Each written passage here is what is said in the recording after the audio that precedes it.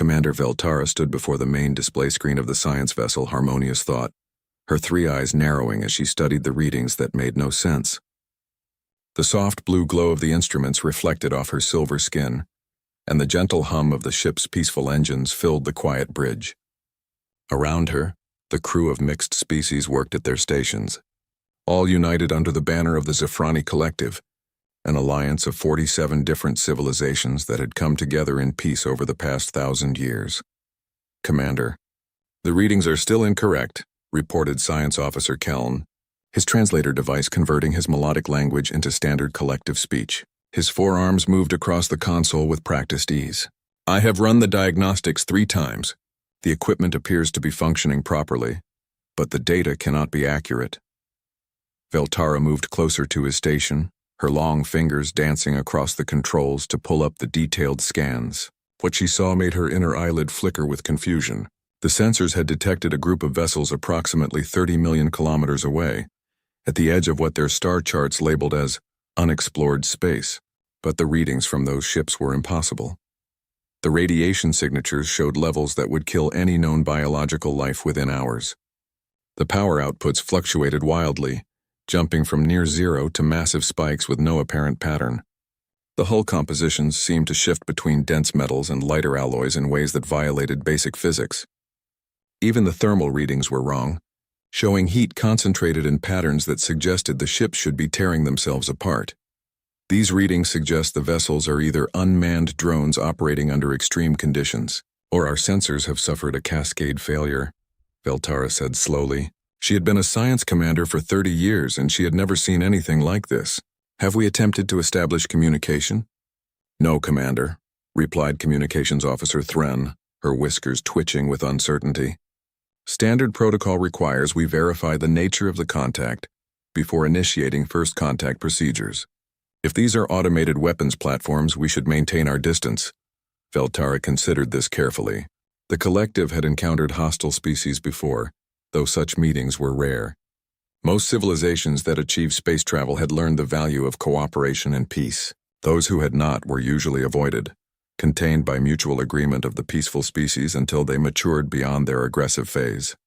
Increase scan resolution, Veltara ordered. I want to know what we are dealing with. The sensors focused their attention on the mysterious fleet. The enhanced scans revealed 5 distinct vessels. One was significantly larger than the others, approximately 800 meters in length, with a design that looked both elegant and brutal. 4 smaller ships, each about 400 meters long, flanked it in a formation that suggested military precision. The ships were gray and white, with angular features that seemed designed to reduce sensor detection. But it was the detailed scans that made Veltara's breathing sacs contract with shock. Keln confirmed these readings immediately. Confirmed, Commander, Keln said, his voice tight with disbelief. I am detecting biological life signs aboard all 5 vessels. Multiple individuals on each ship. The readings suggest they are carbon-based life forms similar to Type 7 classification in our database. That is impossible, Veltara stated firmly.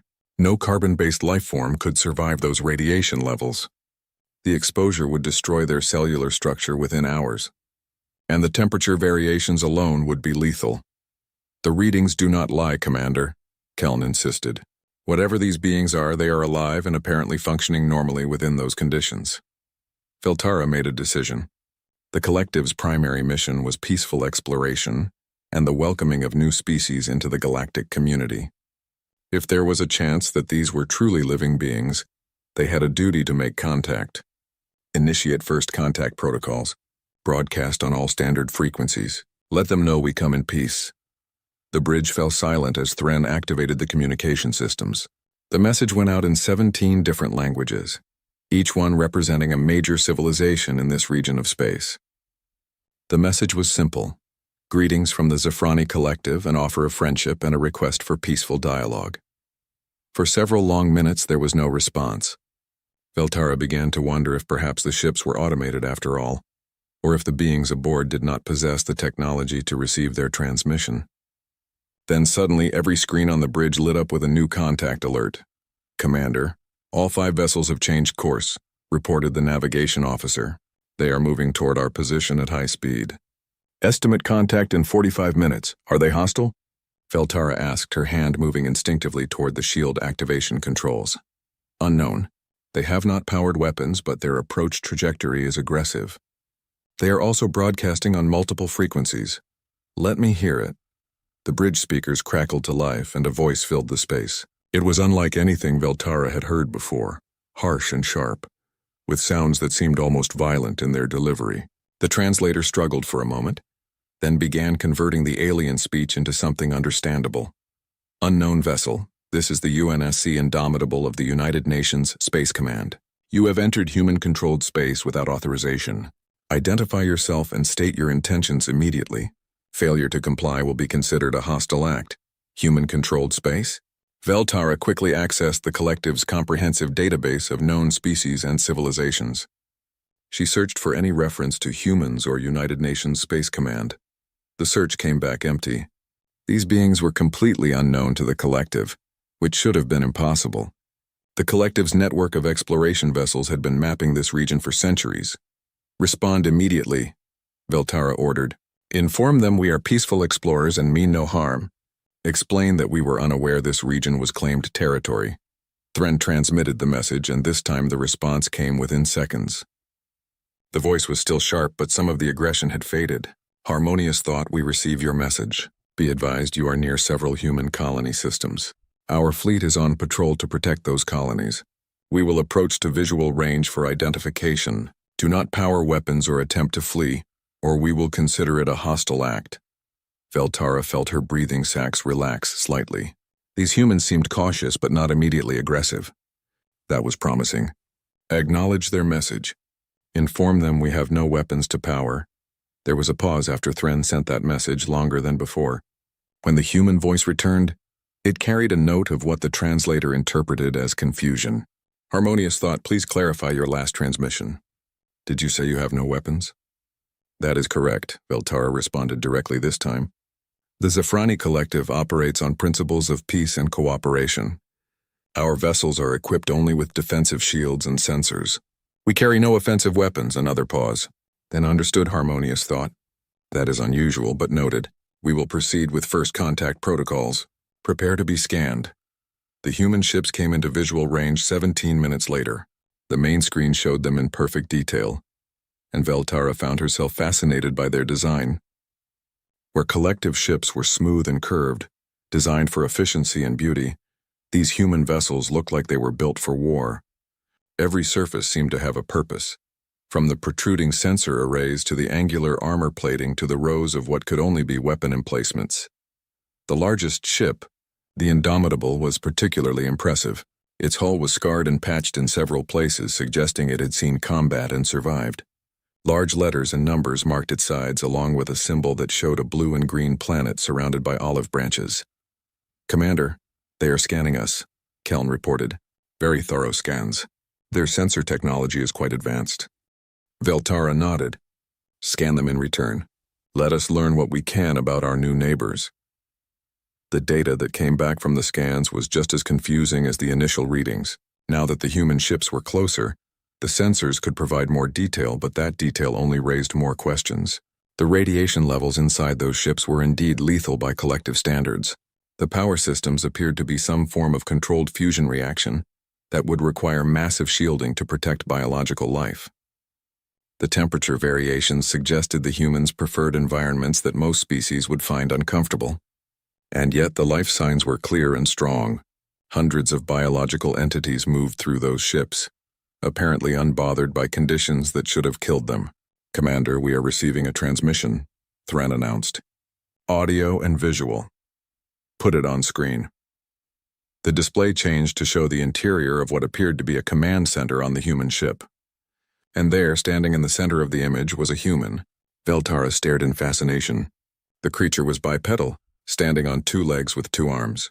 Its body was covered in what appeared to be a blue and gray artificial skin, possibly a uniform. The head was small compared to its body, with only two eyes positioned close together. Hair dark brown in color covered the top of its head. The face was remarkably expressive, with mobile features that suggested a complex emotional range. But what struck Veltara most was how the human moved.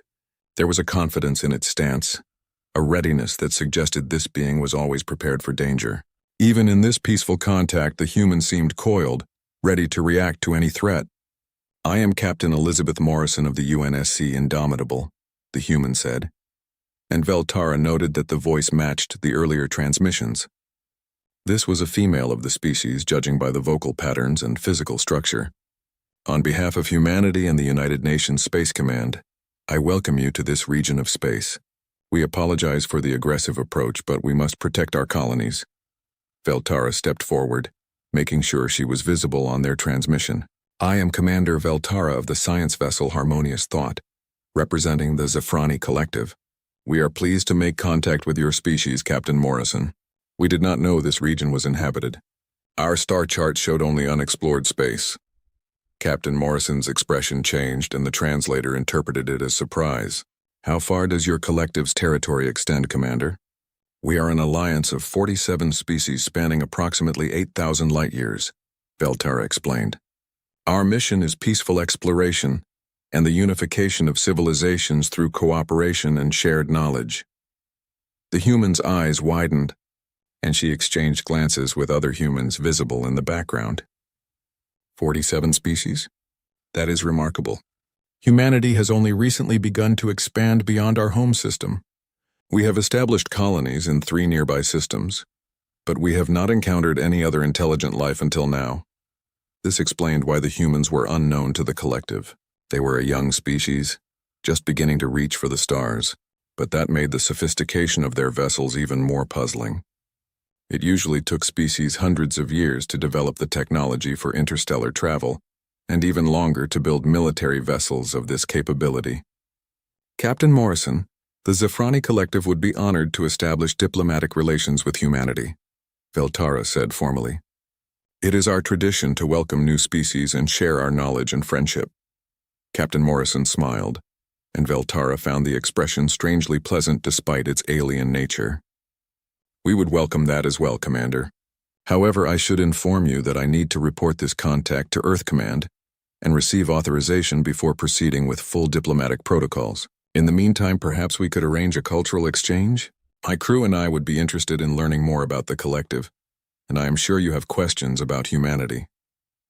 "That would be most acceptable," Veltara agreed.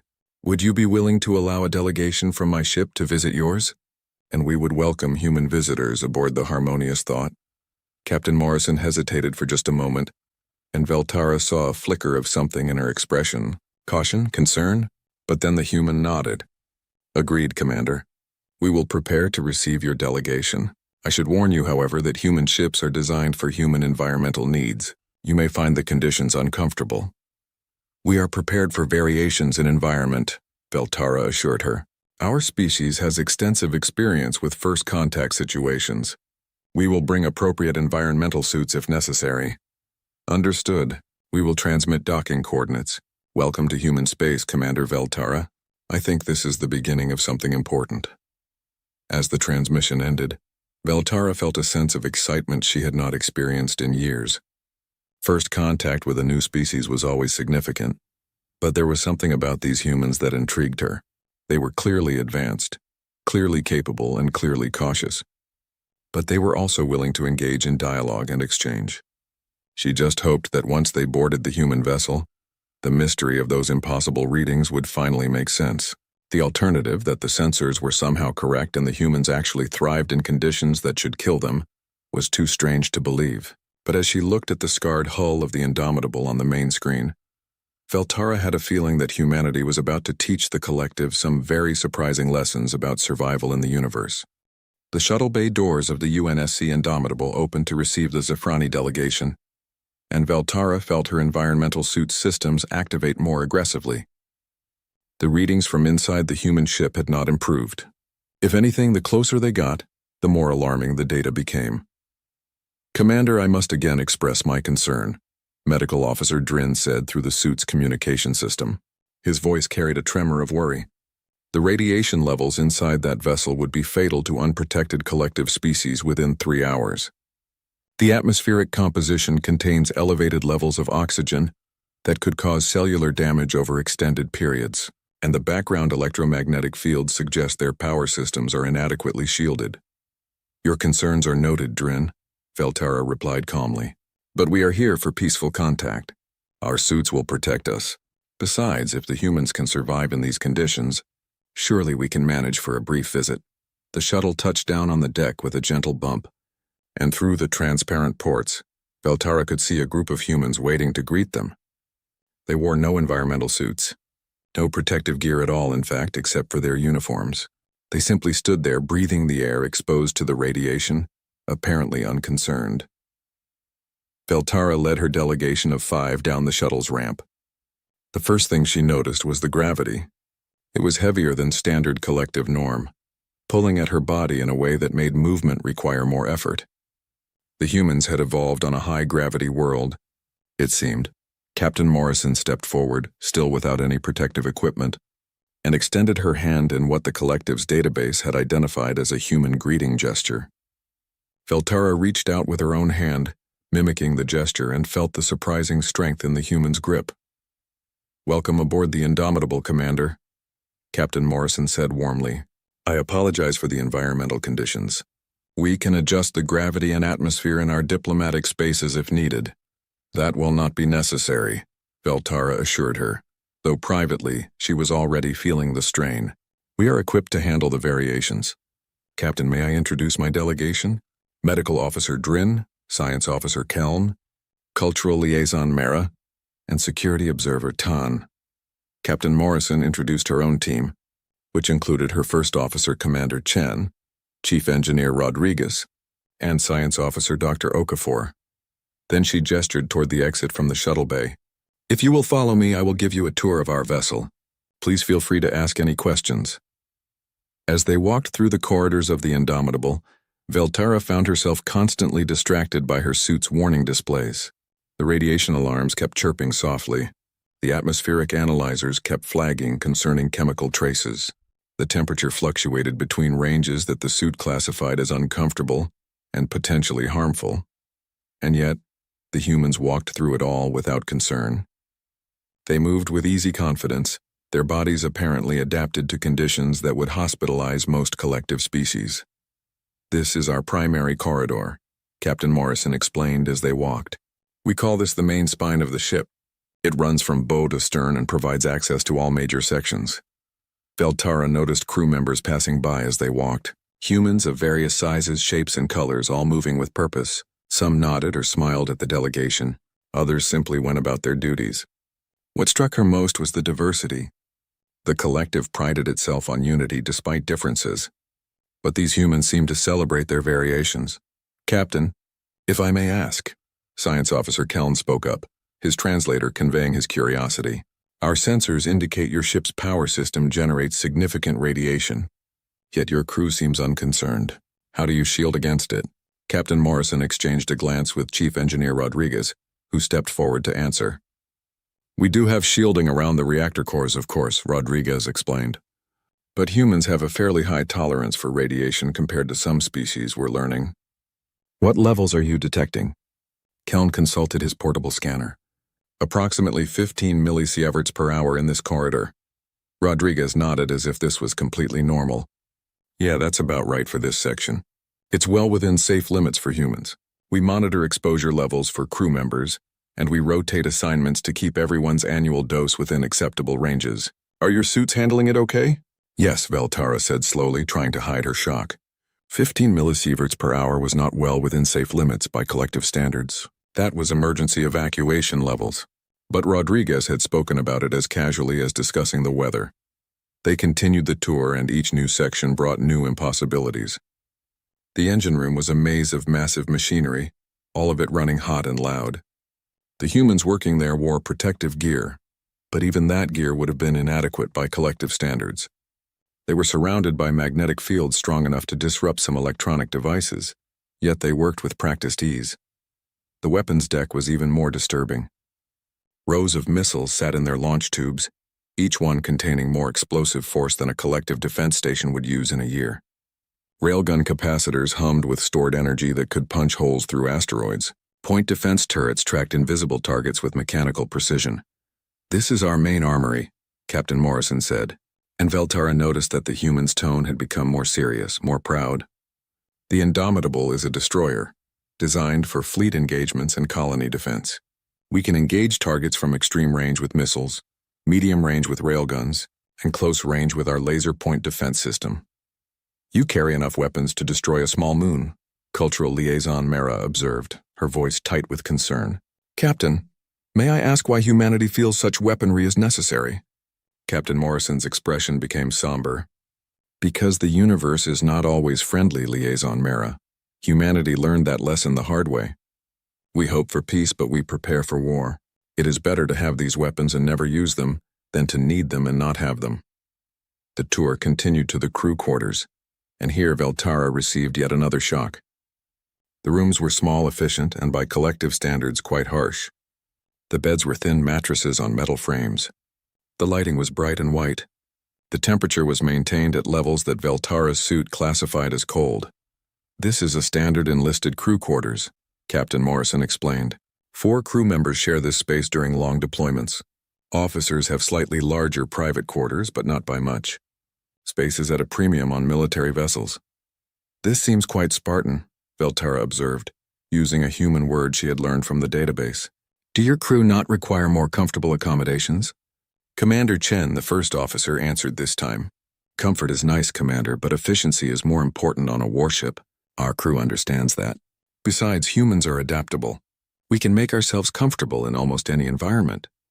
The delegation was then invited to the ship's galley, where the crew ate their meals.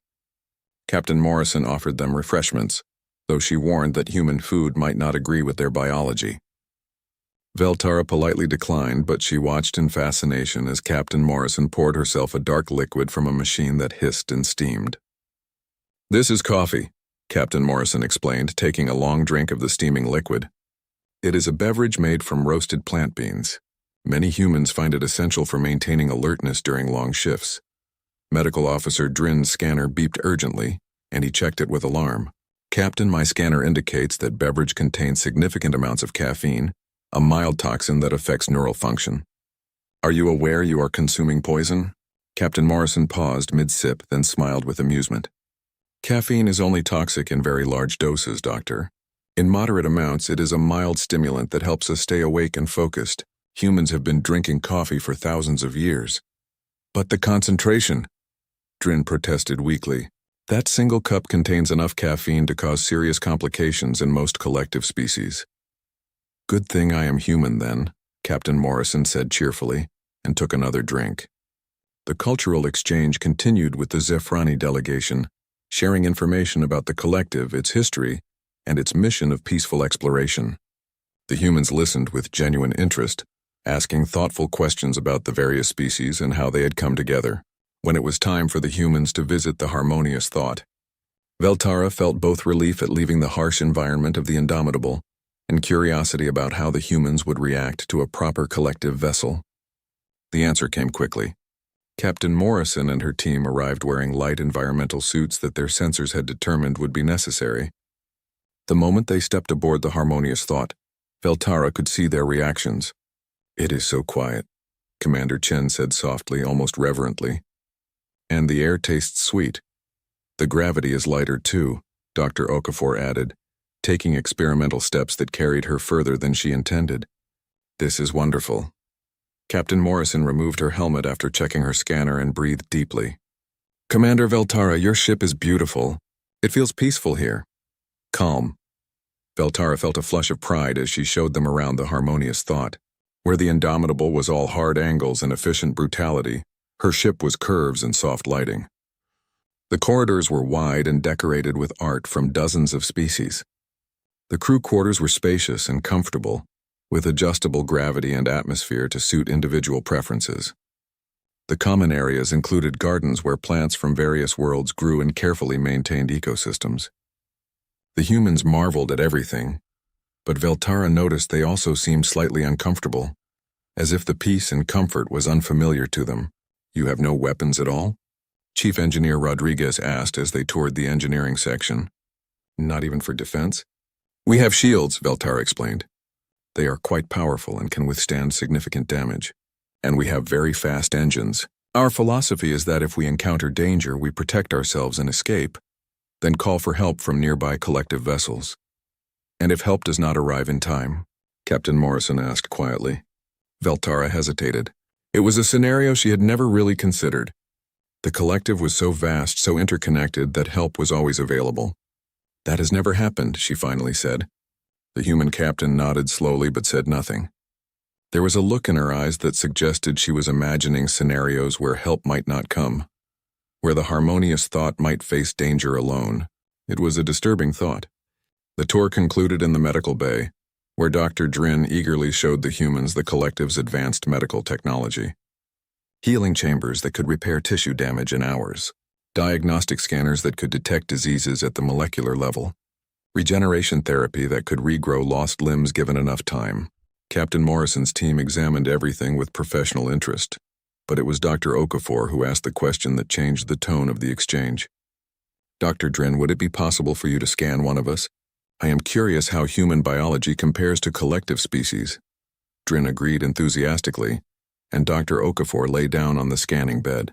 The machine hummed to life, and holographic displays filled the air with detailed imagery of the human's internal structure.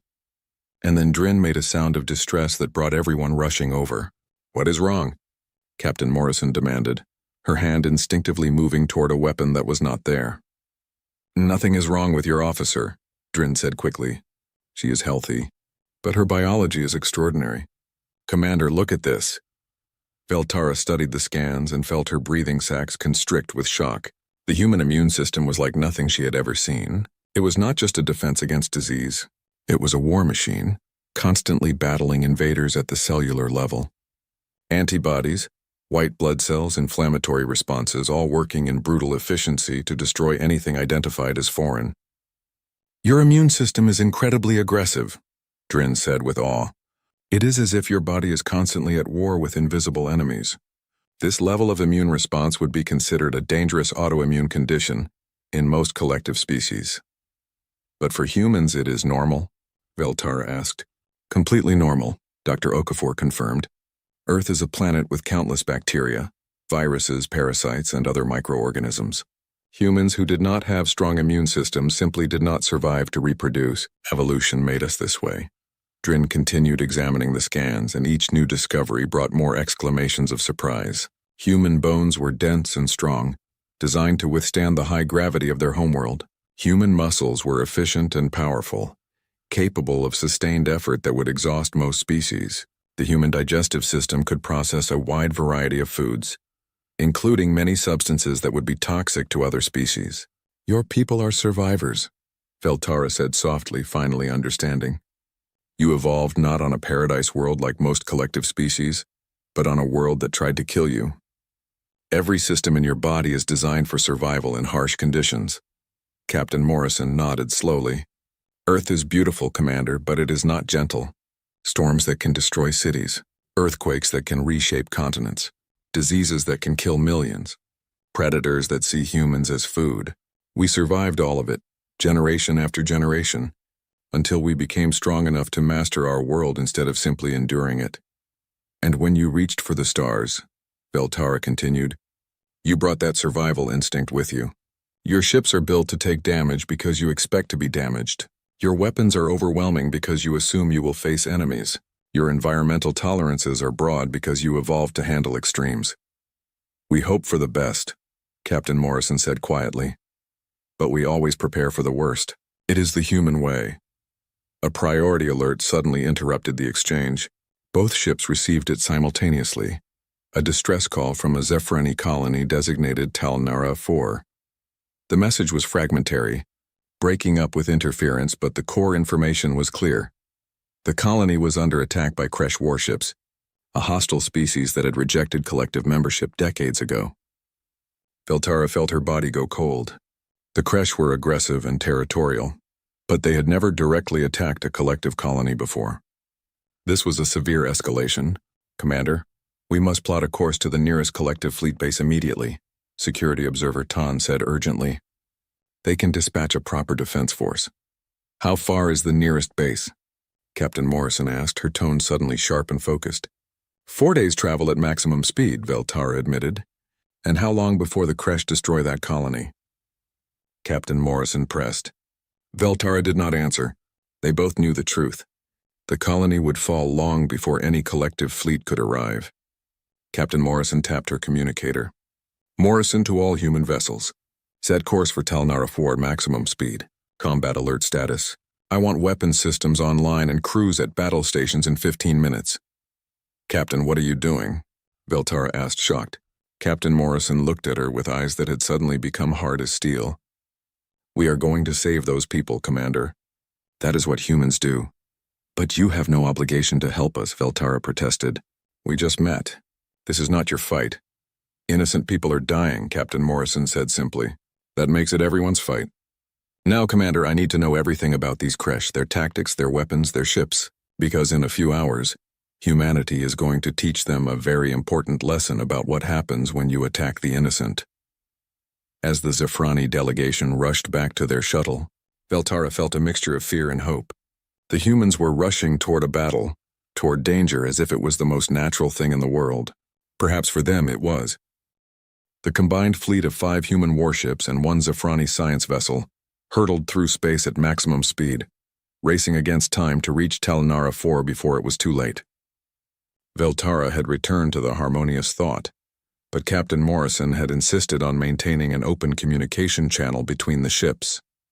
Now, as Veltara watched her displays, she could see the humans preparing for battle in ways that both fascinated and disturbed her.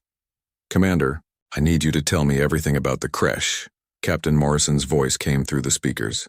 On the visual display, Veltara could see the human captain standing on her bridge, surrounded by crew members working at a pace that seemed almost frantic. Their weapons, their tactics, their ship capabilities, every detail matters. Veltara pulled up the collective's files on the Kresh and began sharing them with the human fleet. The Kresh are a warrior culture, she explained. They rejected membership in the collective because they view peace as weakness. They have attacked collective shipping in the past, but always in small raids, never a direct assault on a colony. What changed? Commander Chen asked. The human first officer appeared on a secondary screen, her expression focused and serious. Unknown, Veltara admitted, but it does not matter now. What matters is stopping them. She brought up technical schematics of Kresh warships. They typically operate in groups of 3 to 5 vessels. Their ships are heavily armed with plasma cannons and missile systems. They prefer direct assault tactics, overwhelming their targets with firepower. Shields? Chief Engineer Rodriguez asked from somewhere off-screen. Yes, but not as advanced as collective technology. They rely more on armor plating than energy shields. Their philosophy is that offense is the best defense. Captain Morrison nodded thoughtfully. What about collective defense capabilities? How does a collective colony typically defend against attack? This was the question Veltara had been dreading. Collective colonies are protected by defensive satellites with shield generators and communication arrays. The strategy is to maintain shields until help can arrive from the nearest fleet base. We do not believe in maintaining large military forces. We prefer to invest in exploration and scientific advancement. There was a moment of silence from the human ships. Then Captain Morrison spoke carefully, as if trying to choose her words with diplomacy. Commander, I mean no offense, but that strategy assumes the enemy will give you time to call for help, and that help can arrive quickly enough. What if neither of those assumptions is true? Then the colony evacuates to underground shelters and waits for rescue, Veltara said, hearing the weakness in that plan even as she spoke it. And if the Kresh start bombarding the planet? Dr. Okafor asked quietly. Veltara did not answer. She did not need to. They all knew what would happen. The Kresh would simply pound the colony from orbit until nothing remained. It was a scenario the collective had never seriously prepared for, because they could not imagine a species being so brutal, so willing to commit what amounted to mass murder. But the humans could imagine it. Veltara could see it in their faces, in the way they moved and spoke. They had imagined such scenarios and planned for them. Perhaps they had even experienced them. All right, Captain Morrison said, her tone becoming brisk and military. Here is how this is going to work. The harmonious thought will remain at a safe distance and provide sensor support. Your sensors are more advanced than ours, and we will need that information advantage. The human fleet will engage the Kresh directly. Captain, there are only 5 human ships, Security Observer Tan protested. The Kresh typically operate with at least 3 warships, and each is comparable in size to your destroyer. The odds are not in your favor. The odds are never in our favor, observer, Captain Morrison replied with a slight smile. That is why humans learn to cheat. Rodriguez, give me a status report on all vessels. The chief engineer's voice came through clearly. Indomitable is at 98% combat readiness. Minor maintenance items, nothing critical. Frigates Thermopylae, Agincourt, and Hastings are all green across the board. Frigate Alamo is reporting some issues with her starboard missile tubes. But they will be operational before engagement. Good, Chen. I want a combat plan that assumes we are facing at least 3 crash-heavy cruisers. Use the tactical data Commander Veltara provided. I want options for both defensive and offensive scenarios. Aye, Captain. Tactical team is already running simulations. Veltara watched in amazement as the human crew worked. They moved with a speed and efficiency that seemed almost choreographed, each person knowing their role and executing it perfectly. But what struck her most was the undercurrent of excitement she detected in their voices. These humans were not afraid of the coming battle. If anything, they seemed energized by it. Captain Morrison, Veltara said slowly, your crew seems almost eager for this confrontation. Do humans enjoy combat?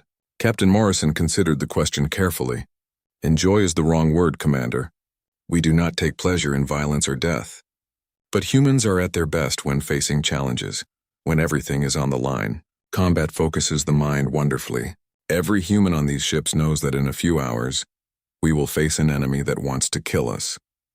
That knowledge strips away all the distractions, all the petty concerns. All that matters is the mission. Save that colony. But you could die, Veltara pointed out. Your entire fleet could be destroyed. Yes, Captain Morrison agreed simply. We could. But that is true of every dangerous thing humans have ever done. Crossing oceans in wooden ships, climbing mountains that touch the sky, flying to our moon in metal capsules, building colonies on hostile worlds. There is always risk. Always danger. But we decided long ago that some things are worth dying for. Protecting innocent lives is one of those things. The journey to Tal Nara before took 6 hours at maximum speed. During that time, Veltara watched the human crews prepare for battle in ways that revealed just how different humans were from collective species. The weapons crews ran drill after drill, loading and unloading missiles with practice speed. The gun crews calibrated their rail guns to microscopic precision. The damage control teams rehearsed responses to hull breaches, fires, and system failures. Every crew member had multiple backup jobs, trained to fill in if their primary role became impossible. But it was the medical preparations that truly disturbed Veltara. She watched through shared video feeds as the human medical bays prepared for casualties. Dr. Okafor and her team set up trauma stations, prepared blood supplies, and readied surgical equipment. They were preparing for their own people to be wounded, to be hurt, possibly to die. And they did it with calm professionalism, as if this was just another normal day. Commander Veltara, we are receiving updated information from Tal Nara A4. Communications Officer Thren reported urgently. The colony's shields are at 40% and failing. They report 3 crash-heavy cruisers in orbit, conducting systematic bombardment. Estimated time until shield collapse is 90 minutes. Human fleet, did you receive that? Veltara asked. We received it, Captain Morrison confirmed. All ships increase to emergency speed. We need to shave 20 minutes off our arrival time. I do not care what we have to burn out, we can repair it later. The human ship surged forward, their engines glowing brighter as they pushed beyond normal operational limits. Veltara's sensors detected dangerous heat buildups in their power systems, stress fractures forming in structural members, and a dozen other problems that should have forced them to reduce speed. But the humans kept pushing. They were willing to damage their own ships, risk their own safety, to arrive a few minutes faster. It was reckless. It was dangerous. It was thoroughly human. Approaching Tal Nara 4, the navigation officer reported. Estimate arrival in 10 minutes. Sensor range to target in 3 minutes. All ships battle stations, Captain Morrison ordered. Weapons hot, shields to maximum. Sensor officers, I want continuous updates on enemy positions and status. Combat control, initiate tactical network. Let us make sure we are all shooting at the right targets.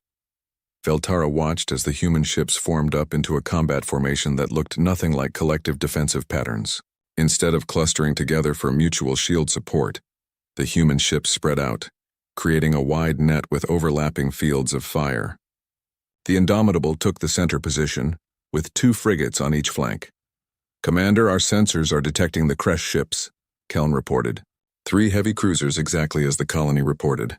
They are in high orbit, using their plasma cannons to hammer the planetary shields. Wait, Commander, the colony shields are failing. They have collapsed. Human fleet, the colony shields are down, Veltara transmitted urgently. Acknowledged, Captain Morrison replied, and Veltara heard the tension in her voice for the first time. All ships combat speed. We are out of time. The human fleet burst into the Tal Nara system like an avenging swarm. Alarms immediately began screaming on the Harmonious Thought, as Veltara's sensors detected massive energy buildups on the human ships. Weapons that had been dormant activated in sequence. Missile tubes opened. Railgun capacitors charged to full power. Point defense systems came online and began tracking potential targets. The Crest ships detected the new arrivals immediately. Veltara watched as they broke off their bombardment and began turning to face this new threat. They were large vessels, each one nearly a kilometer long with hulls bristling with weapons. They moved with ponderous grace, their massive engines pushing them into position. Crest vessels are hailing us, Thren reported. They are demanding we leave immediately or be destroyed. Tell them to surrender, Captain Morrison replied coldly. One chance. They leave now or we will remove them. Veltara felt her breathing sacs constrict with fear. The human was giving the Kresh an ultimatum. The Kresh, who outnumbered and outmassed the human fleet, it was either incredibly brave or incredibly foolish. The Kresh response came in the form of plasma fire. All 3 cruisers opened up simultaneously, sending streams of superheated plasma arcing across space toward the human fleet. And that was when Veltara learned what human combat truly looked like. All ships, evasive pattern Delta, Captain Morrison ordered, her voice calm despite the incoming fire. Point defense, engage. The human ships scattered like startled fish, each one moving on a different vector. The plasma fire, which had been aimed at where the ships were, passed harmlessly through empty space. And then the human point defense systems opened fire, thousands of laser pulses per second, creating a web of light that intercepted any plasma bolts that came close. Frigates. Weapons free, Captain Morrison continued. Indomitable will provide targeting data. Let us show them what happens when you attack innocent people. The 4 frigates fired first, and Veltara watched in awe as railgun slugs accelerated to a significant fraction of light speed. There was no warning, no visible beam, just sudden impact as hypersonic projectiles slammed into the lead Kresh cruiser. Armor plating shattered. Internal explosions bloomed like flowers. The Kresh ship staggered, its shields flickering as they tried to absorb the kinetic energy. Good hits on target Alpha, someone reported. Multiple hull penetrations. They are venting atmosphere. Target Alpha is wounded but still functional, Captain Morrison said. Continue fire. Indomitable missile launch, full spread, targeting Beta. The destroyer's missile tubes spat out dozens of warheads, each one a streak of light accelerating toward the second Kresh cruiser. The Kresh tried to shoot them down, but there were too many targets. Some missiles were destroyed, but others got through, slamming into the hull and detonating with nuclear fury. Direct hits on target Beta. Their forward shields are down. Structural damage to bow section. Frigates, shift fire to target Gamma, Captain Morrison ordered. Do not let them coordinate their attacks. The battle became a deadly dance. The Kresh ships were powerful, but they were designed for overwhelming single targets with concentrated fire. Against the human fleet's speed and coordination, they struggled. Every time they focused on one human ship, the others would pour fire into them from different angles. Every time they tried to maneuver, the humans had already predicted their movement and positioned to exploit it. Veltara watched through her sensors as the Indomitable did something that should have been impossible. A Kresh plasma beam lanced toward the destroyer, a hit that would certainly penetrate shields and cause massive damage, but instead of dodging, the Indomitable rotated, presenting her heavily armored flank to the beam. The plasma carved a glowing wound across the hull, burning away armor and cutting deep into the ship's structure. Direct hit to Indomitable, Keln reported with alarm. Sections 12 through 15 are exposed to vacuum. Multiple casualties reported, but the Indomitable did not slow down, did not retreat. The damage control team sealed the breaches even as the ship continued to fight. Captain Morrison's voice came through the communication channel, slightly strained but still strong. Damage control, seal those sections. Medical, treat casualties. All other stations, continue firing. We are not done yet. Veltara realized with shock what had just happened. The human captain had deliberately taken that hit, sacrificing part of her own ship to close the distance to the crash vessel. And now, at close range, the Indomitable's railguns had a clear shot at the crash cruiser's vulnerable engineering section. "Fire," Captain Morrison ordered. The railgun spoke, and the crash ship's engines exploded in a cascade of secondary detonations. The cruiser went dark, dead in space, nothing but a drifting hulk. "Target Gamma is destroyed," someone reported with grim satisfaction. "Remaining targets?" Captain Morrison asked. "Target Alpha is retreating. Target Beta is still engaging, but her weapons are offline. She is trying to ram frigate Thermopylae. Thermopylae, emergency evasion. All ships concentrate fire on Beta. Do not let her reach our ships." The human fleet turned as one and unleashed everything they had. Missiles, railgun slugs, and laser fire converged on the wounded crash cruiser. The ship tried to maneuver, tried to evade, but she was too damaged, too slow. The bombardment was relentless, and within seconds the cruiser broke apart, her hull unable to withstand the punishment. Target Beta destroyed. Target Alpha has jumped to FTL. She is gone.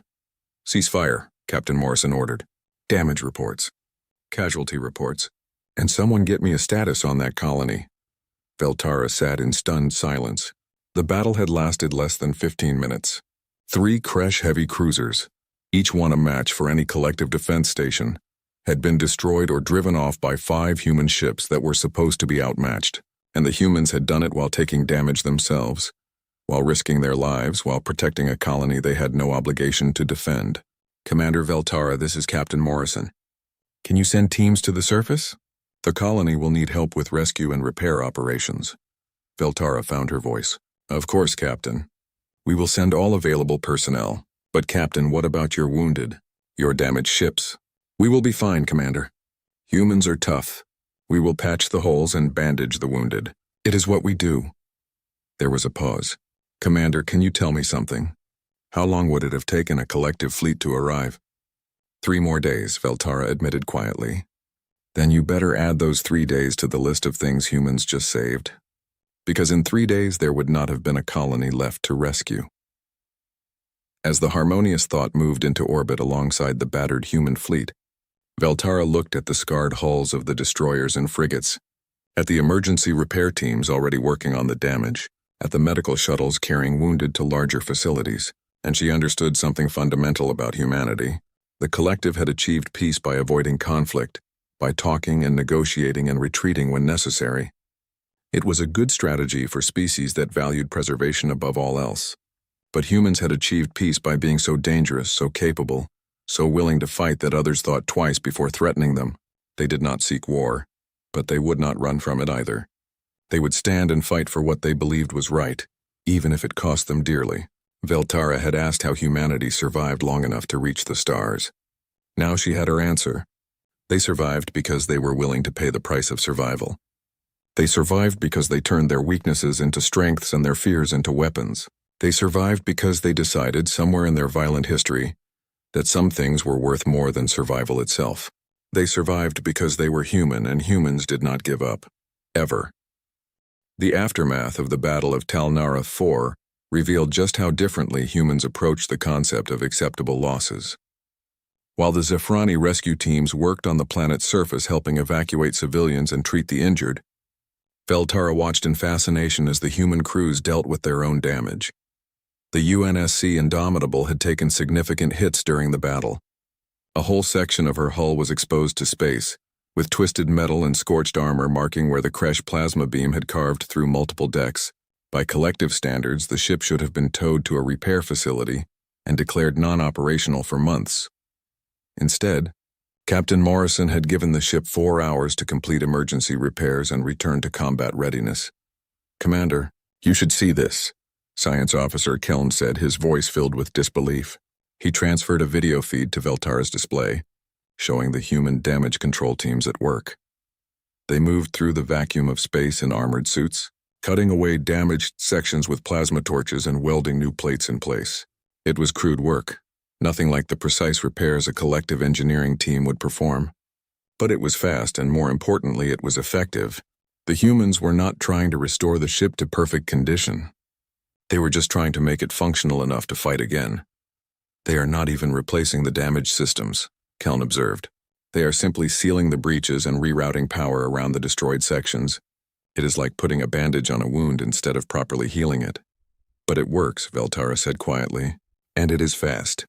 In a prolonged conflict, that speed could mean the difference between survival and destruction. Inside the ship, the medical teams worked with similar efficiency. Dr. Okafor moved through the medical bay with practiced calm, treating injuries that ranged from minor burns to severe radiation exposure. Veltara had offered the assistance of the Harmonious Thoughts medical facilities, which were more advanced, but the human doctor had politely declined. "We take care of our own," Dr. Okafor had said simply, "but thank you for the offer." Now watching through the shared medical feeds, Veltara understood why. Human medicine was aggressive, almost violent by collective standards. Where collective doctors would use gentle regeneration therapies and careful tissue reconstruction, the humans used drugs that forced the body to heal faster, surgeries that cut and stitched with brutal efficiency, and treatments that caused pain in order to prevent worse damage. One particular case caught Veltara's attention. A young human male barely into adulthood by their standards had suffered severe burns across his arms and chest. Dr. Okafor treated the wounds with a combination of synthetic skin grafts and pain medication, then sent the young man back to light duty. He would be in pain for days, possibly weeks, but he could still function, still contribute to the ship's operations. "Does that not seem cruel?" Medical Officer Drin asked, watching the same feed. "To send an injured crew member back to work when he should be resting and healing?" "Cruel, perhaps," Veltara agreed, "but also practical. The Indomitable is still damaged and needs every crew member. That young human understands this and chooses to continue serving despite his pain. It is a kind of strength we do not often see in the collective." The colony on Tal Nara 4 was a different kind of disaster. The Kresh bombardment had destroyed several buildings, killed 32 colonists and injured hundreds more. The surviving population was traumatized, frightened, and demanding answers about why they had been attacked and why help had taken so long to arrive. Veltara transported down to the surface to assess the situation and found Captain Morrison already there, speaking with the colony administrator. The human captain was still wearing her uniform, which was now stained with sweat and streaked with carbon scoring from the battle. She looked exhausted but alert, her eyes constantly scanning for threats even in this supposedly safe location. "Administrator Kelnris, I understand your frustration," Captain Morrison was saying patiently. "But the important thing is that the Kresh have been driven off. Your colony is safe now." "Safe?" The administrator's voice rose with anger and fear. 32 of my people are dead. Our main power station is destroyed. Our communication array is barely functional. How is that safe?" "Because you are alive," Captain Morrison replied firmly. "Because your colony still exists. Because the children playing in that courtyard over there still have a future. That is what safe means, Administrator. Not perfect, not undamaged, but alive and able to rebuild." The administrator seemed taken aback by the human's directness. In collective culture, such blunt speech would be considered rude. But Veltara was beginning to understand that humans valued honest clarity over polite evasion. "Captain Morrison speaks truth," Veltara interjected, stepping forward. "The Kresh could have destroyed this entire colony. They chose not to only because your fleet arrived in time. You should be thanking her, not berating her." The administrator's color shifted to a shade that indicated embarrassment. "You are correct, Commander. Captain Morrison, please forgive my outburst. My people and I are grateful for your intervention. Without you, we would all be dead." Captain Morrison's expression softened. "No apology necessary, Administrator. You have been through a terrible ordeal. My crew and I will help with the repairs and security for as long as you need us." Over the next several hours, Veltara watched as human engineering teams worked alongside collective colonists to restore basic services. The humans brought a level of creative problem-solving that continually surprised her. When the main power station proved too damaged to repair quickly, the humans rigged a temporary power grid using portable fusion generators from their ships. When the communication array could not be fixed with available parts, they jury-rigged a solution using components from 3 different systems that should not have been compatible. "How do you know how to do all of this?"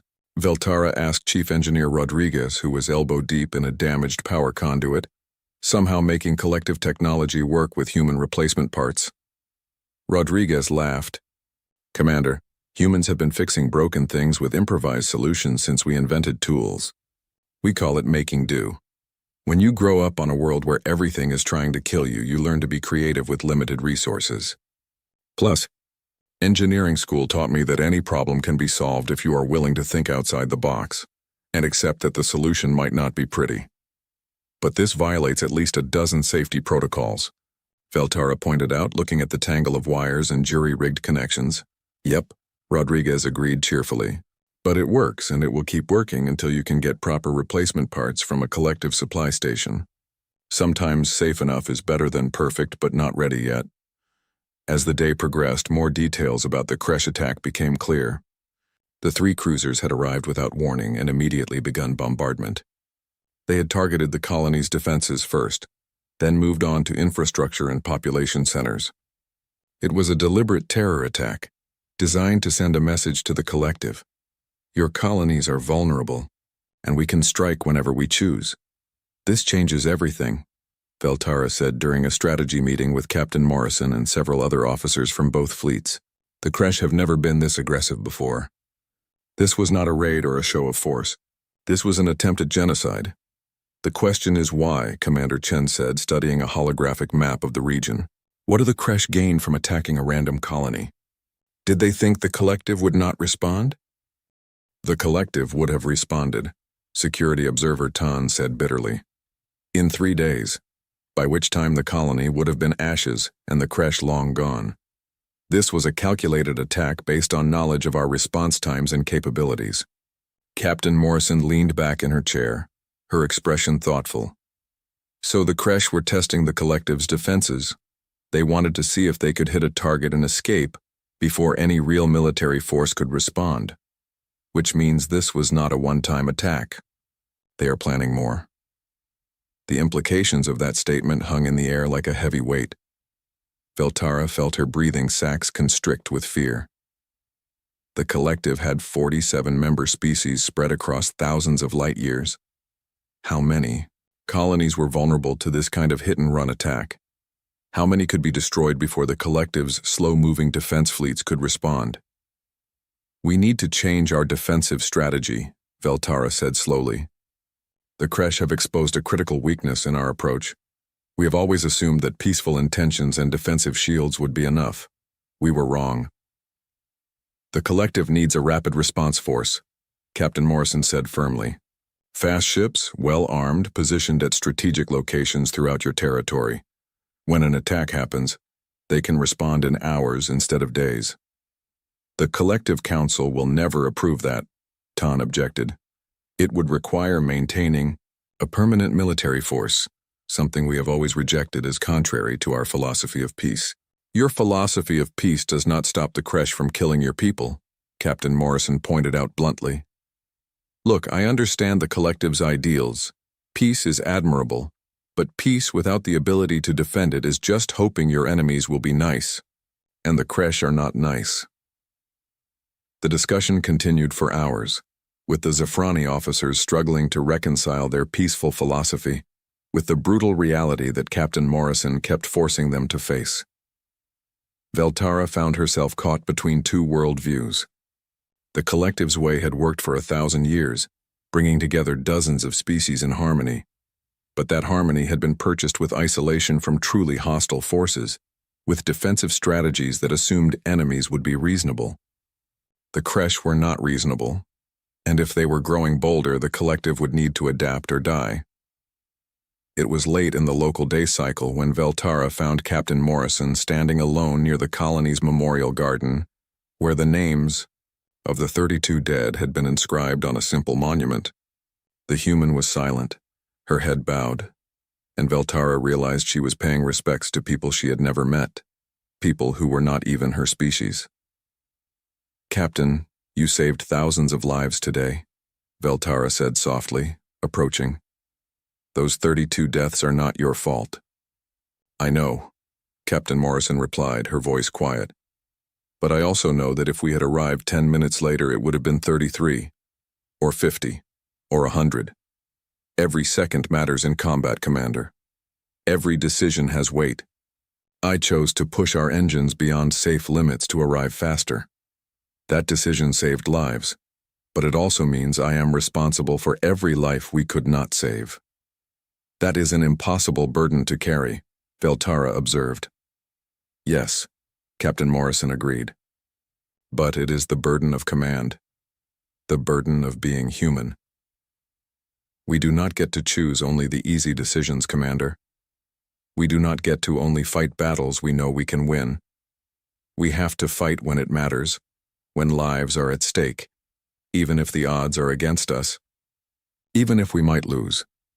Because the alternative is to do nothing, and that is something humans cannot accept. They stood in silence for a moment, watching the sun set over the damaged colony.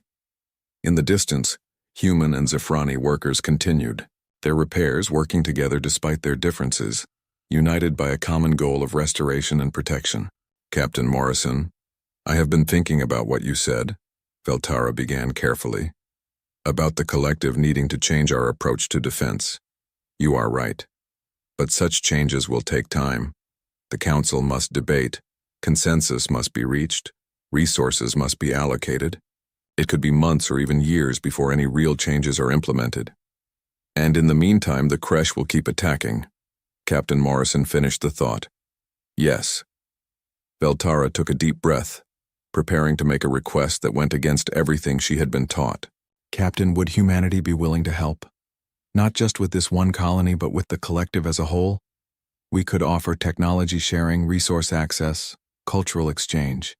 In return, you could help us establish better defenses, train. Our security forces provide rapid response capability until we can build our own.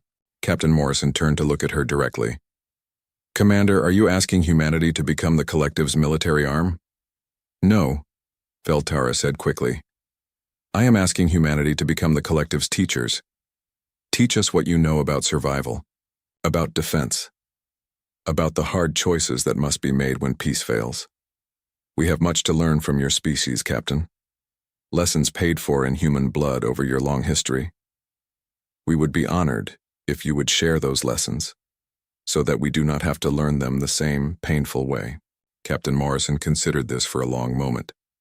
I cannot make that decision alone, Commander. I will need to consult with Earth Command. But personally, I think it is a good idea.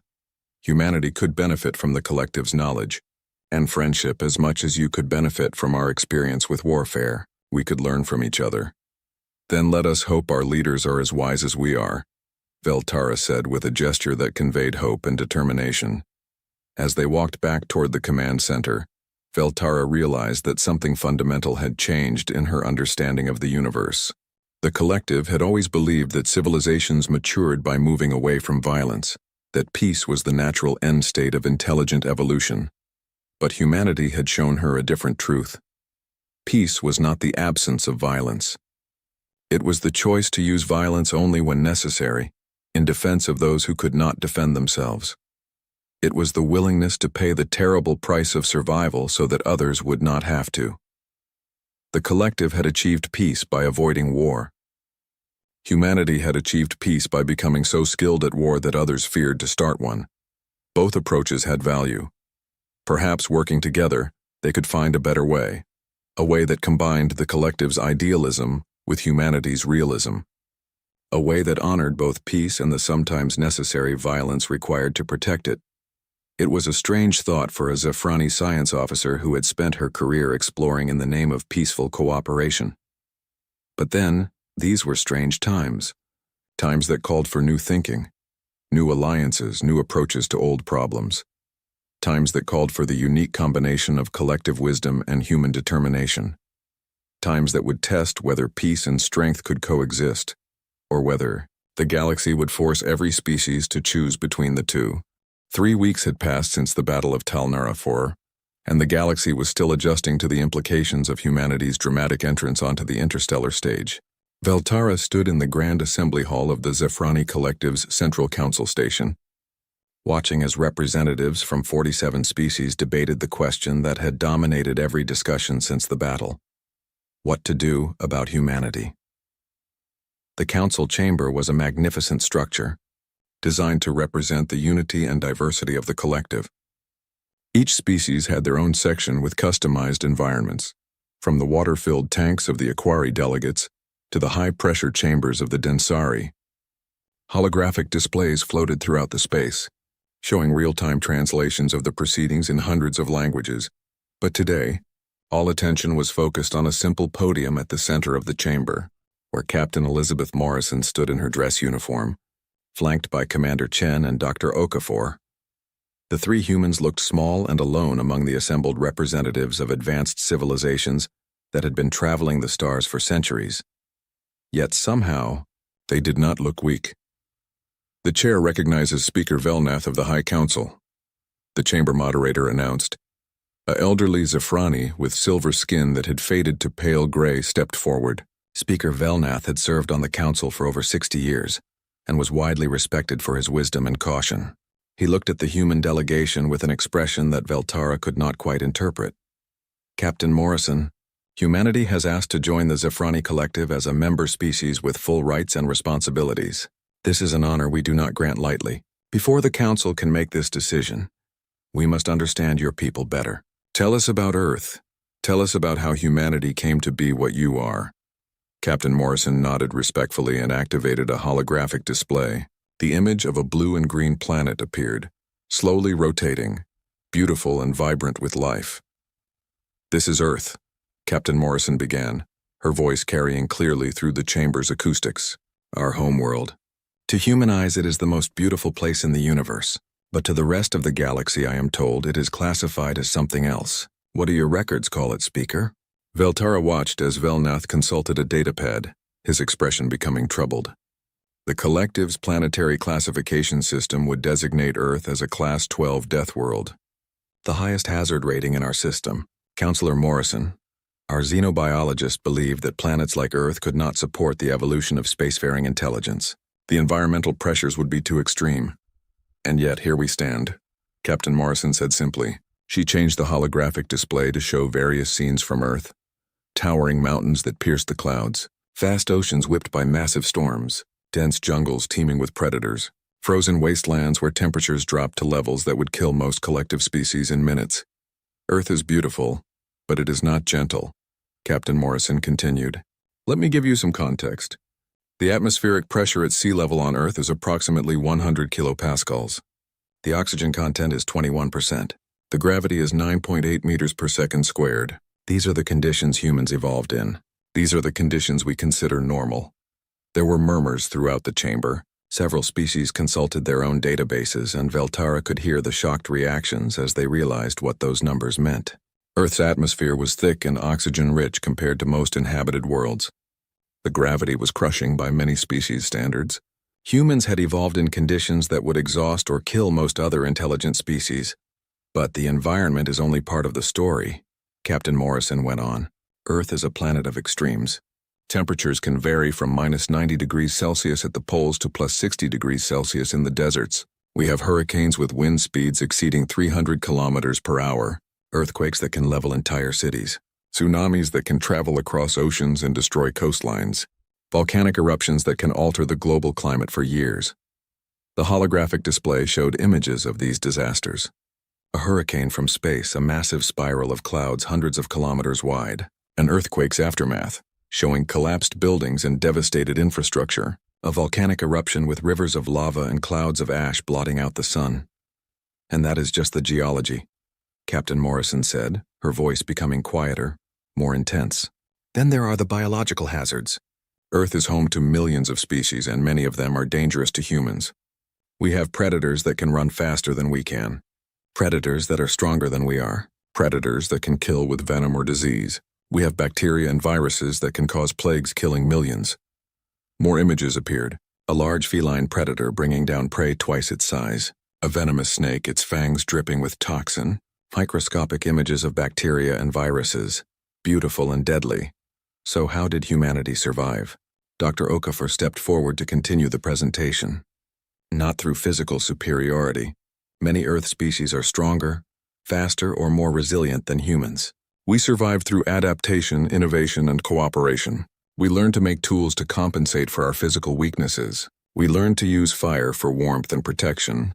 We learn to build shelters against the storms.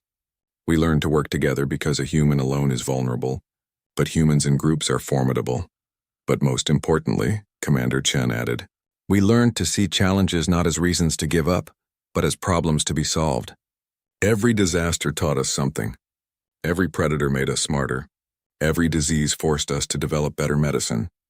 Earth tried to kill us for hundreds of thousands of years, and we refused to die. We adapted. We survived. We thrived. Speaker Velnath raised a hand. This is all very dramatic, Captain Morrison. But what does it have to do with your request to join the collective? Are you simply trying to impress us with tales of your harsh homeworld? No, Speaker, Captain Morrison replied. I am trying to help you understand why our ships confused your sensors, why our environmental tolerances seem impossible, why we fight the way we do. Everything about humanity that seems strange or excessive to the collective makes perfect sense when you understand where we came from. She brought up new images, showing human ships under construction. Our ships can function in high radiation environments because we evolved under a sun that bombards Earth with radiation. Our life support systems can handle wide temperature variations because we evolved on a planet with extreme climate shifts. Our medical technology is aggressive because we evolved fighting constantly against diseases and injuries. Our damage control procedures assume catastrophic failures because we evolved in a world where catastrophic failures happened regularly. And your weapons? A voice called out from the Pacifari delegation. Your willingness to engage in violence? Did Earth teach you that as well? Captain Morrison's expression became somber. Yes, Earth taught us that sometimes violence is necessary for survival. We had predators that would hunt us. We had other human tribes that competed with us for resources. We had diseases that killed without mercy. We learned that running was sometimes the right answer, but sometimes you had to stand and fight. Not because we wanted to, but because the alternative was extinction. She paused, letting that word hang in the air. But Earth also taught us something else. It taught us compassion. Because we knew what it felt like to suffer, we learned to help those who were suffering. Because we knew what it felt like to be hunted, we learned to protect the vulnerable. Because we knew what it felt like to lose loved ones, we learned to value every life. Our capacity for violence is matched only by our capacity for empathy. The holographic display changed again, now showing images of human culture, art, music, architecture, scientists working in laboratories, teachers with students, medical workers helping the sick, rescue teams pulling survivors from disaster zones. We are not just warriors, Captain Morrison said softly. We are dreamers. We create beauty. We seek knowledge. We care for our sick and elderly. We protect our young. We tell stories and make music and build things that will outlast us. Yes, we can fight. Yes, we can be dangerous. But we fight to protect what we love, and we are dangerous only to those who threaten the innocent. Veltara watched the council members as they absorbed this information. Some looked troubled. Some looked fascinated. A few looked frightened. But all of them were paying attention in a way they rarely did during routine council sessions. I have a question, came a voice from the crystalline delegation. The speaker was a being of living crystal, refracting light in beautiful patterns as they moved. Captain Morrison, you say your species fights to protect the innocent. But who decides what is innocent? Who decides when violence is justified? These are subjective judgments, are they not? They are, Captain Morrison agreed. And humans have made terrible mistakes throughout our history. We have fought wars for bad reasons. We have killed innocents. We have let fear and anger guide us when wisdom should have prevailed. Our history is full of darkness as well as light. This admission caused a stir in the chamber. It was unusual for a species to acknowledge their failures so openly. But we learn from our mistakes. Commander Chen stepped forward again. Every war teaches us the cost of conflict. Every innocent death reminds us of the responsibility that comes with power. We are not perfect and we do not claim to be, but we are always trying to be better than we were. That is the human way as well. Constant improvement, constant growth, constant striving toward ideals we may never fully reach. Speaker Velnath stood again. Captain Morrison, I must be frank with you. There are many on this council who fear humanity. They see your weapons, your willingness to fight, your adaptation to a death world, and they see a threat. They worry that bringing humanity into the collective will corrupt our principles of peace and harmony. How do you respond to these fears? Captain Morrison met his gaze steadily. I would say their fears are not entirely unreasonable, Speaker. Humanity is different from the collective species. We do approach problems differently. We are more comfortable with risk, with conflict, with the hard choices that peaceful species prefer to avoid. But I would also say this. The Creche attacked Talnara 4 because they knew the collective was not prepared to respond quickly. They knew your philosophy of peace made you vulnerable. We did not corrupt your principles by saving that colony. We protected them. There is no peace if there is no one left alive to enjoy it. So you believe the collective needs humanity's warrior spirit? Velnath pressed. I believe the collective needs balance, Captain Morrison replied. You have achieved something remarkable. 47 species working together in harmony. That is beautiful. That is valuable. But it is also fragile. One aggressive species like the Creche can shatter that harmony if you are not prepared to defend it. You do not need to become warriors yourselves, but you do need to understand that peace is not the natural state of the universe. Peace is something that must be protected, sometimes with force. There was a long silence in the chamber. Veltara could see the council members debating among themselves, their body language and expressions revealing the depth of their internal struggle. Everything Captain Morrison had said challenged core collective beliefs. But everything she had said was also demonstrably true. Finally, a new voice spoke.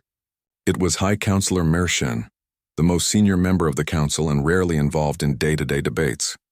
When Mershen spoke, everyone listened. Captain Morrison, I am 147 years old. I have served on this council for 70 years. In that time, I have seen the collective grow and prosper. I have seen peace prevail. But I have also seen us grow complacent. We assumed that because we chose peace, others would as well. The attack on Talnara 4 proved we were wrong.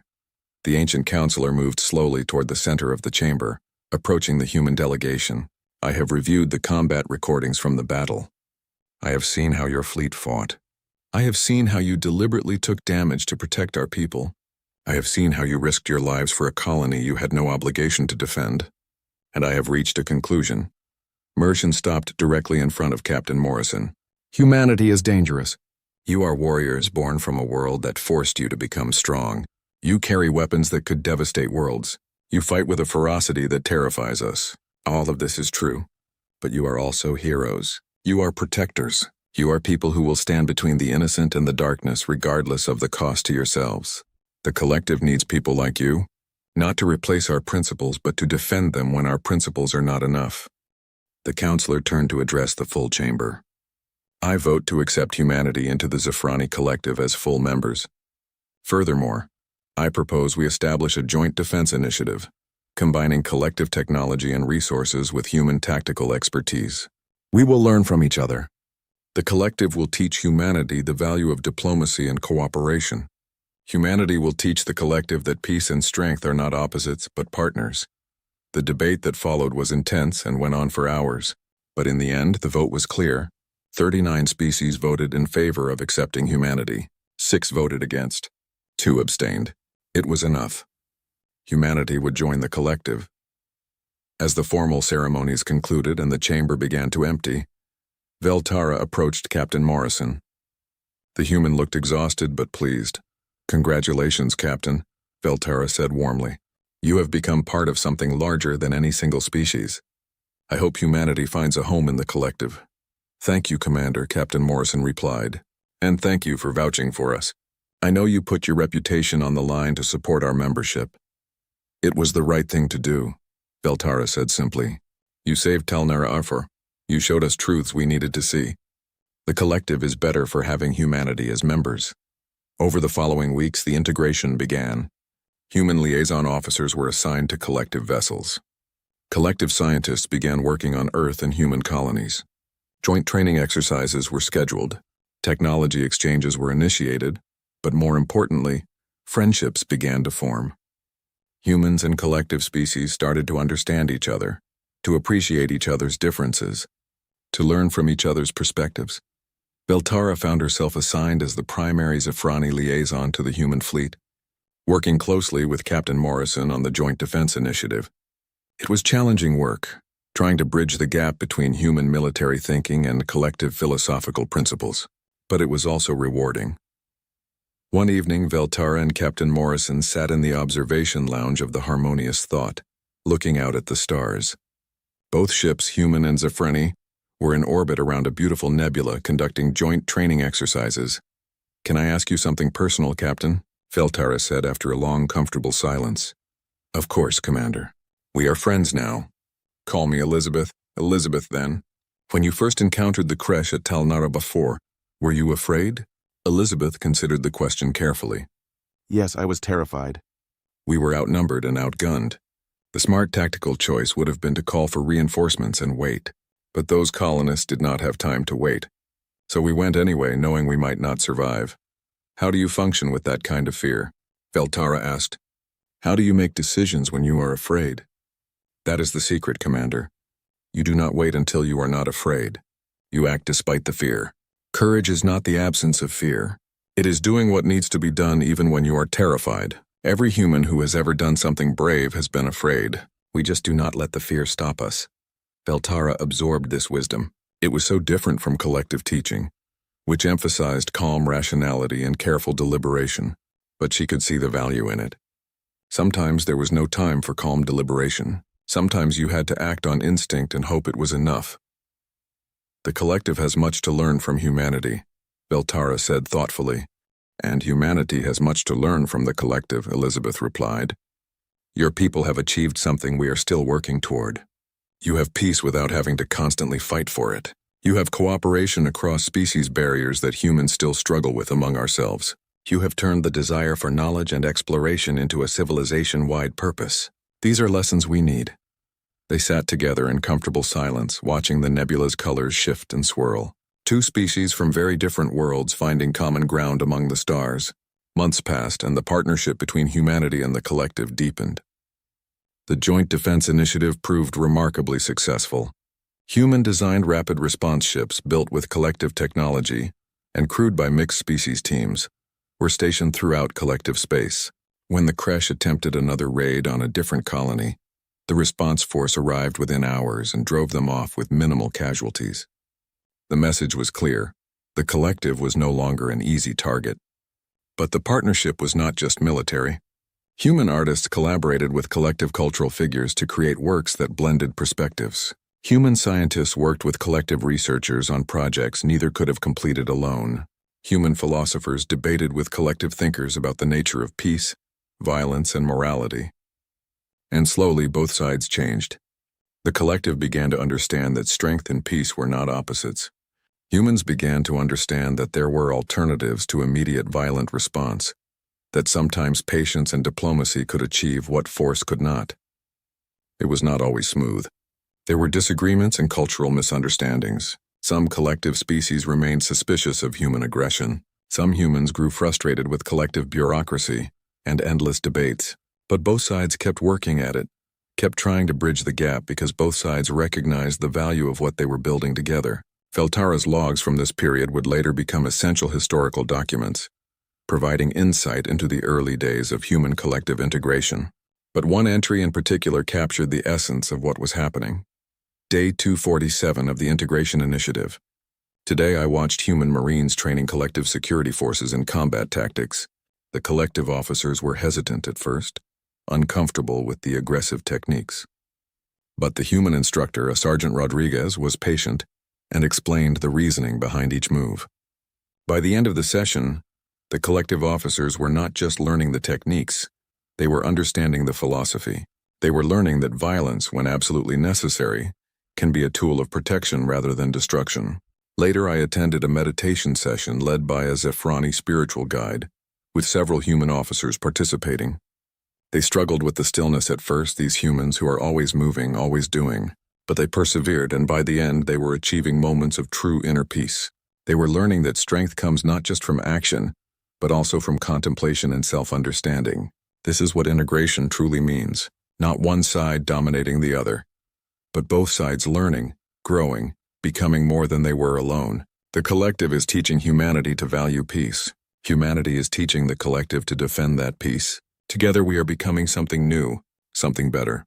The galaxy believed that Death World survivors like humans would be too aggressive, too dangerous to integrate into peaceful civilizations. But we are proving them wrong. Humans are not destroying our peace. They are protecting it. And in return we are teaching them that there is more to existence than survival. This is the future I hope for. Not human, not Zephrani, Not any single species, but all of us together, learning from each other, protecting each other, reaching for the stars as one. Years later, when historians studied the formation of what would become known as the United Collective, they would point to the Battle of Talnara IV as the turning point. The day when humanity proved that Deathworld survivors could be heroes as well as warriors. The day when the collective learned that peace required strength as well as good intentions. But for Veltara and Elizabeth sitting in that observation lounge watching the stars, it was simply the beginning of a friendship that would span decades. A friendship between two species that came from very different worlds but found common ground in their shared desire to make the galaxy a better, safer place. The Zafrani database entry on humanity was updated one final time. Species, human, Homo sapiens. Homeworld, Earth, Class 12 Deathworld. Classification, Deathworld survivor species threat level, extreme, to enemies of the collective. Recommended status, ally and full member. Special notes. Despite originating from a planet that should have prevented the evolution of intelligence, humans have not only survived but thrived. They possess exceptional adaptability, creativity, and determination. While capable of extreme violence, humans primarily use their abilities to protect rather than destroy. They are warriors when necessary, but philosophers, artists, and dreamers by choice. The collective is honored to count humanity among its members and looks forward to learning from their unique perspective on survival, strength, and the true meaning of peace. The galaxy would never be quite the same after humans entered it, but perhaps that was a good thing. After all, the universe was a dangerous place. It was good to have friends who knew how to survive in dangerous places. Friends who would stand beside you when darkness came. Friends who had learned, through countless generations of struggle on a deadly world, that the best way to face impossible odds was together. That was the human gift to the collective. Not just weapons or tactics or Deathworld resilience, but the fundamental understanding that survival was not enough, that life was meant to be lived fully, protected fiercely, and shared generously. And in return, the collective gave humanity something they had been seeking since they first looked up at the stars: a place to belong. A family larger than any single species. A future where human children would grow up knowing they were part of something vast and wonderful, where the strength their ancestors had earned through suffering could be used to protect rather than destroy. It was, all parties agreed, a fair exchange. And so the story of humanity's first contact with alien warships ended not with conquest or conflict, but with understanding and alliance. The scanners had screamed when they first detected those impossible human vessels. But now those same scanners showed human and collective ships flying side by side, protecting the innocent, exploring the unknown, and proving that even species from Deathworlds could find peace among the stars.